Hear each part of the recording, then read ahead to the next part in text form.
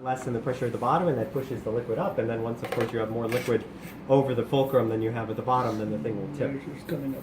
And then it's designed so that when it tips, the air bubble here is able to rise up to the top, and then it resets basically. So what is the name? Methylene, which is the gas? It's Liquid? methylene chloride is both the gas and the liquid, and they put some dye in it just so that you can see what it looks like. So that's kind of cool. So it's all mostly in the lab safety? Here, this is another really cool one. Oh, go see that.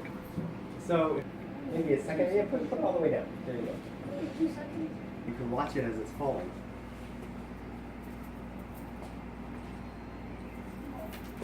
It takes much more time.